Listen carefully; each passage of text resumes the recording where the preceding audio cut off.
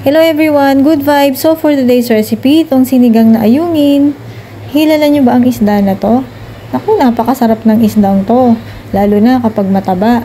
Yung meron siyang mga itlog dun sa tiyan niya. Tapos sinisip-sip yung mata.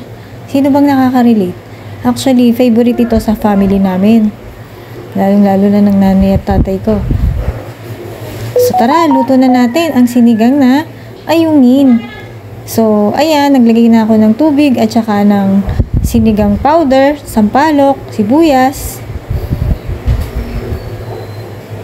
Tapos, naglagay na rin ako ng pinitpit na luya, pantanggal ng lansa. Tapos, yung green na sili.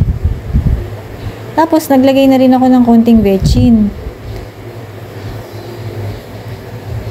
At asin.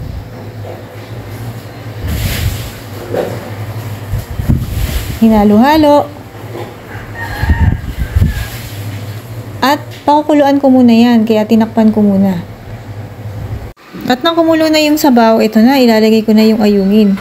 Actually, itong ayungin na to ay bihira lang ang nagbebenta nito sa palengke. Kaya pag may nakita kami, binibili na namin dahil minsan lang naman makakain ito. At ito ay napakasarap talagang isda.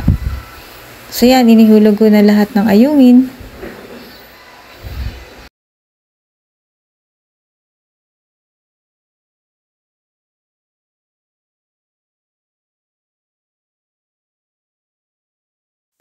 At tinakpan ko na ulit hanggang sa kumulo. Ayan, ang kumulo na.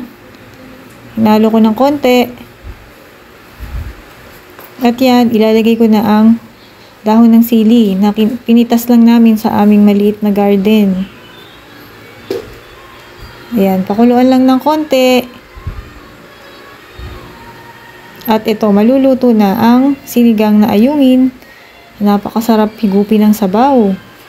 At ang sarap ng isdang ito. Yan, luto na ang sinigang na ayungin.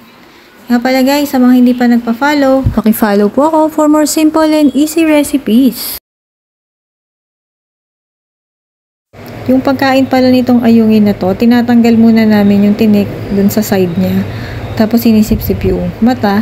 Tapos, kapag meron siyang itlog dun sa tiyan, kakainin din. Ang sarap kaya ng itlog ng isda. Tapos, syempre, lalo na yung laman. Kung mas mataba, mas masarap. Isasawsaw din sa patis. Ayan, napakasarap yan sa mainit na kanin. Tara, kain tayo.